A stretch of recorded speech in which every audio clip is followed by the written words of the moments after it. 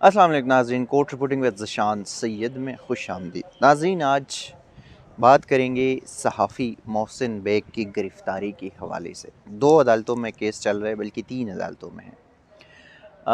Specially Islamabad high court और इंसदाद दहशतगर्दी की अदालत में केसेस चल रहे हैं, उन पर बात करेंगे कि लेकिन एक अपनी जो मेरी एक राय है वो आपके साथ थोड़ा सा शेयर करना चाहूँगा। सियासत, सहाफ़त, ये चीज़ें अपनी जगह, इख्तिलाफ़ राय अपनी जगह, मगर किसी की ज़ातियात के ऊपर नहीं होना चाहिए। किसी के ऊपर ऐसे घटिया किस्म के इल्ज़ामात नहीं लगाने चाहिए जिससे आप ख़ुद अपना साख जो है वो मुतासिर कर सकें। न्यूज़ वन के चैनल गरीदा फ़ारूकी के प्रोग्राम में मोहसिन बेग समेत दीगर जो सीनियर सहाफ़ी हज़रात थे सो कॉल्ड, उनकी उस घटिया गुफ्तगू पे मैं ज़रा भी बात नहीं करूँगा, क्योंकि उन्होंने अखलाकियात का वो जनाज़ा निकाले हैं और जो आखिरी हद होती है वो क्रॉस कर दी है। एक ख़ातून सहाफ़ी के साथ साथ दीगर 5 सहाफ़ी 4। उसके बाद रद्द-ए-अमल में आता है FIA हुकूमत। मुराद सईद की दरख्वास्त पे ही जो है FIA एक्शन में आती है और बग़ैर किसी वारंट के घर पे सिविल कपड़ों में छापा मारना। पहली बात तो ये है कि अगर आपने घर पे छापा मारना है तो आपके पास लेडीज़ एहलकार ज़रूरी है। दूसरी बात ये कि आप सिविल कपड़ों में आपका छापा मारना जो है बनता नहीं है। तीसरी बात यह है कि आप बग़ैर किसी वारंट के किसी को गिरफ़्तार नहीं कर सकते।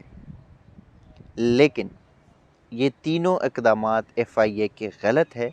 साथ साथ मोहसिन बेग, जो कि एक बड़ा ख़ुद को डॉन समझता है, उनका ये रिएक्शन कि FIA के एहलकार को मारना, फिर पिस्तौल तानना और फिर हवाई या सीधा फायर करना, इन अल्फाज की भी मज़म्मत करना चाहिए और मैं बज़ाते ख़ुद मज़म्मत करता हूँ। ये भी एक गलत इक़दाम है।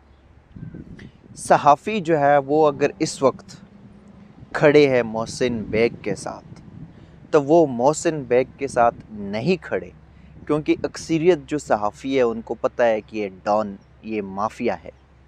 मोस्टली जो सहाफ़ी मोहसिन बेग के साथ खड़े हैं वो इसी वजह से खड़े हैं क्योंकि ये जिन 2 एक एजेंसी और अखबार में काम करते, वहाँ पे 250-300 से ज़ायद वर्किंग जर्नलिस्ट हैं, वो सफ़र होंगे।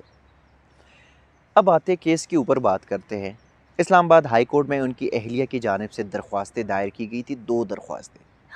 एक, इनके ऊपर दहशतगर्दी के जो दफ़ात लगाए गए उनके ख़राज के लिए, एक्वेशमेंट के लिए, और दूसरा जो है वो FIA FIR के लिए। इस्लामाबाद हाई कोर्ट की चीफ़ जस्टिस अतहर मिनल्ला ने आज समाअत की और चीफ़ जस्टिस ने रिमार्क्स दिए कि एक्वेशमेंट की जो दरख्वास्त होती है वो जो अक्यूज़्ड होगा वो ख़ुद दायर कर सकता है, वो उनकी न मिसेस दायर कर सकती है और ना ही उनकी मदर या कोई भी तीसरा थर्ड पार्टी जो है वो इस किस्म की दरख्वास्त दायर नहीं कर सकते।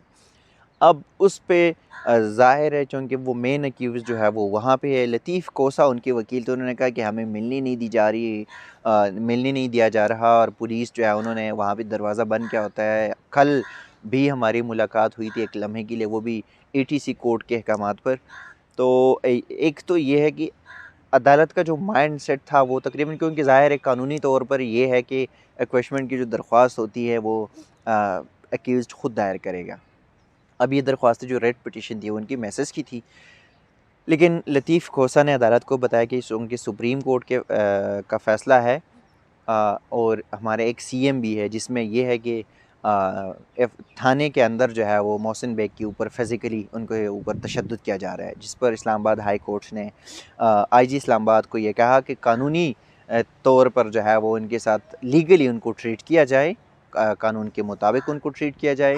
SHO को ये अहकामात दिए कि उनके जो कानूनी टीम है, जो वकला हैं, उनको मिलने दिया जाए और साथ साथ इस वाक़े की रिपोर्ट जो है वो इस्लामाबाद पुलिस से तलब कर लिए गए हैं।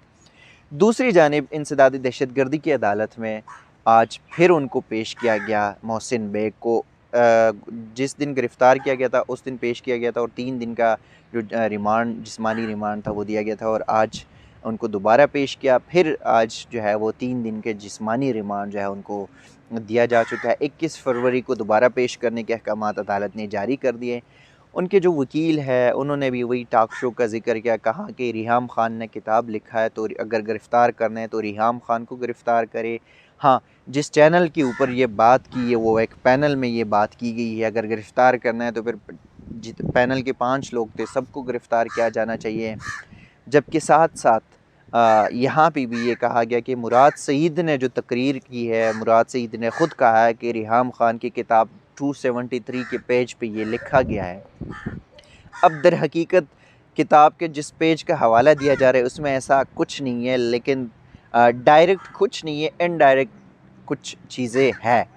लेकिन अब ज़ाहिर है लोग शुरू दिन से इसको मुराद सईद की तरफ लिंक करते हैं।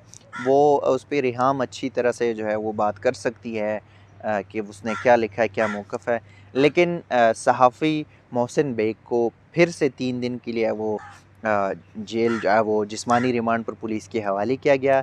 साथ-साथ अदालत ने ये भी इस्तिफ़सार किया कि जिस FIA ऑफ़िसर पे हमला हुआ वो कौन है। उसने कहा कि वो हेड कांस्टेबल है, इंस्पेक्टर, सब इंस्पेक्टर है।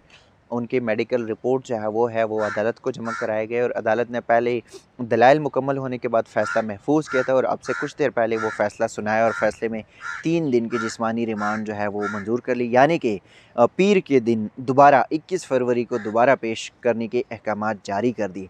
ये अदालती कार्रवाइयाँ थी, लेकिन फिर भी यही जो है ये एक पॉलिटिकल सिनेरियो है। यही मोहसिन बेग इसी मौजूदा हुकूमत के, इसी मौजूदा वज़ीर-ए-आज़म के मुआविन ख़ुसूसी भी रहे हैं। जब मामलात ठीक थे तो ये सब ठीक थे। जब मामलात इनके आपस में ख़राब हो गई तो फिर इन्होंने मीडिया का सहारा लेके और एक ब्लेम गेम शुरू कर दिया।